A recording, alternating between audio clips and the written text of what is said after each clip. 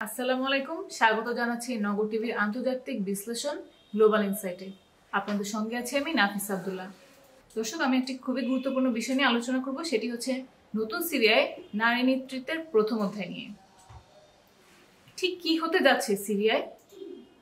দেশটি কি একটি নতুন রাজনৈতিক প্রেক্ষাপটে মোড় নিবে?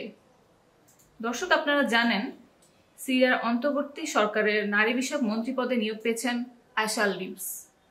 নতুন প্রশাসনে নিয়োগ পাওয়া প্রথম নারী তিনি। অধিকার কর্মী হিসেবে তিনি পরিচিত। এর আগে উত্তর পশ্চিমাঞ্চলের ইদলিব প্রদেশে দাতব্য কাজে যুক্ত ছিলেন।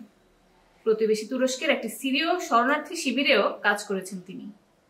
সিরিয়ার অন্তর্বর্তী সরকারের এই নবনিযুক্ত নারী বিষয়ক মন্ত্রী আয়শা আল লিবস বলেছেন, 1 দশকেরও বেশি সময় ধরে চলা গৃহযুদ্ধ জর্জরিত দেশটি পুনর্গঠনে নারীদের অবদান রাখতে দিতে সক্ষম হবে তার প্রশাসন।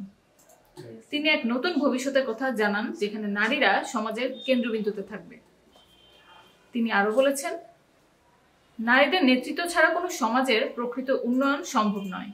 তিনি এমন একটি সিরিয়া গড়ে তুলতে চান যেখানে নারী পুরুষ সমানভাবে এগিয়ে যাবে এবং নতুন প্রজন্মের একটি শক্তিশালী ভিত্তি স্থাপন করবে।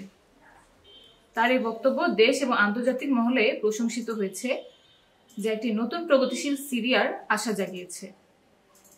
রাজধানী দামেস্ক থেকে আল জাজিরাকে দেওয়া এক সাক্ষাৎকারে তিনি বলেন, সিরীয় নারীদের সামাজিক, সাংস্কৃতিক ও রাজনৈতিক প্রতিষ্ঠানগুলোয় সম্পৃক্ত করতে এবং স্বাস্থ্যসেবা ও শিক্ষা খাতে যোগ্যতা সম্পন্ন নারীদের নিয়োগ দিতে অন্তর্বর্তী সরকার প্রতিশ্রুতিবদ্ধ।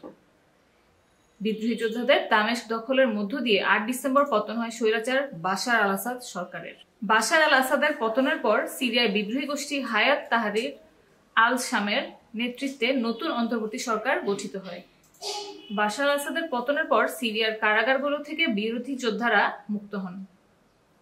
ধারণা করা হয় বিনা বিচারে হাজার হাজার মানুষকে বাশার আল আসাদের শাসনামলে কারাগারগুলোয় বন্দী রাখা হয়েছিল।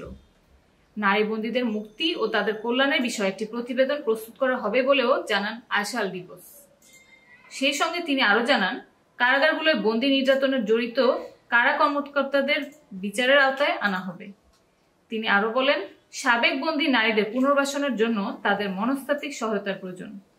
তাদের স্বাস্থ্যসেবা, শিক্ষা ও আইনি সুরক্ষার প্রয়োজন, যাতে তারা কর্মকর্তাদের বিরুদ্ধে মামলার প্রস্তুতি নিতে পারে। এই ছিল আজকের মতো আন্তর্জাতিক বিশ্লেষণ। আগামী বিশ্লেষণটি দেখার জন্য গ্লোবাল ইনসাইটে আমন্ত্রণ রইল।